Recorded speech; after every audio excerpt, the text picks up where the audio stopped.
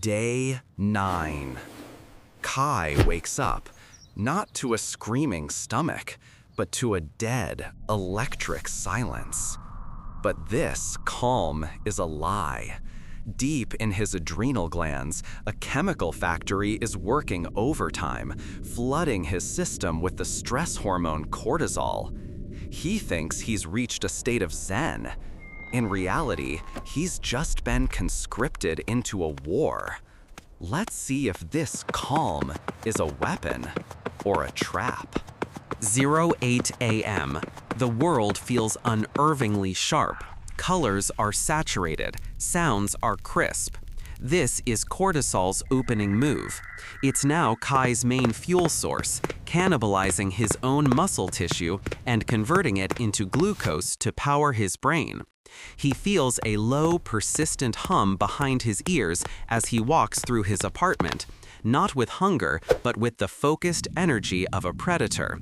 Every movement is deliberate, precise. He feels powerful. But this razor-sharp focus is bought on credit, and the first payment is coming due. 11 a.m.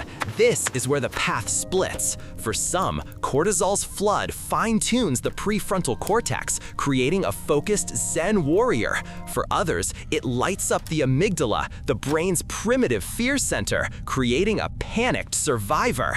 Kai's genetics are making the choice for him. He sits at his desk to work, but a phantom itch crawls under his skin. The feeling of being watched descends. His heart begins a low, threatening drumbeat against his ribs. He is no warrior. He is prey. Kai doesn't know it, but his body has chosen its path, and it's leading straight into the storm. 02 p.m. A sheet of cold sweat slicks his skin. His hand, reaching for a glass of water, trembles. To maintain this state of high alert, cortisol is systematically shutting down non-essential systems. His immune response is being suppressed.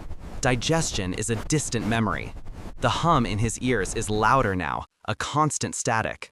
He grips the kitchen counter to steady himself against a sudden wave of dizziness, his knuckles turning white.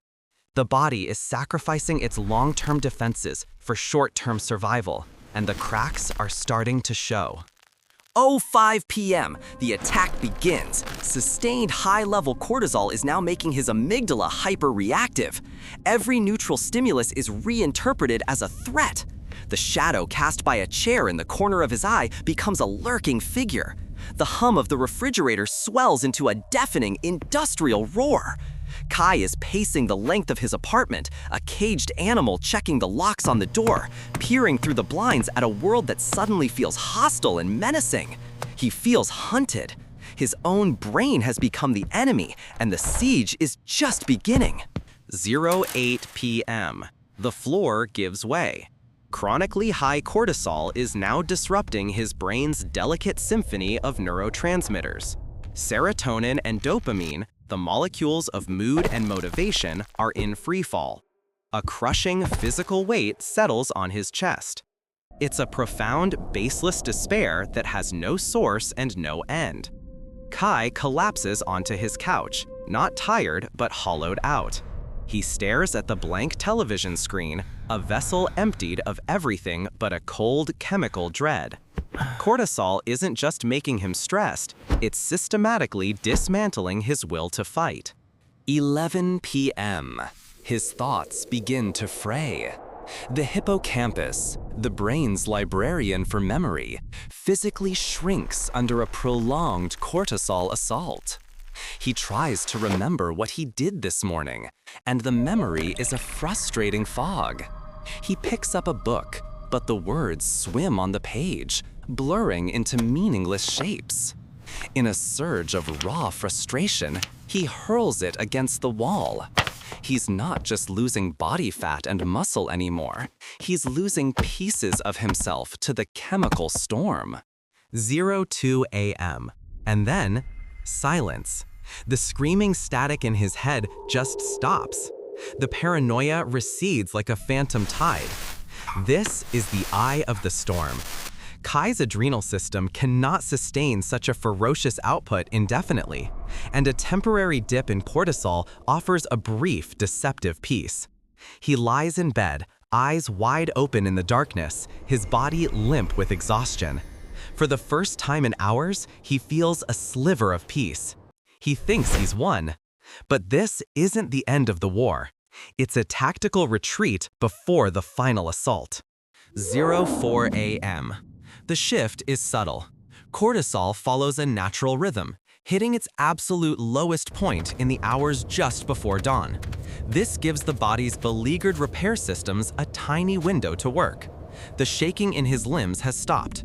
His heartbeat is no longer a frantic panic, but a slow, deliberate drum. A profound, piercing clarity cuts through the fog of exhaustion. He sits up, looking at his own hands in the dim light. He doesn't see weakness. He sees a machine that endured a full-scale chemical siege and is, against all odds, still running. He survived the flood. He understands the war. 06 a.m. Dawn breaks. The cortisol war is over, but the battlefield is a wreck. His muscles ache with a deep cellular soreness from being used as fuel. His immune system is offline. He slowly stands and faces himself in the mirror. He looks gaunt, aged by the ordeal, but his eyes are clear. He survived. And now he understands the two paths. He wasn't the Zen Warrior. He was the panicked survivor, and he clawed his way through the night. Cortisol has retreated, but the cleanup crew, the inflammatory cytokines, are just waking up to survey the damage, and they are not happy.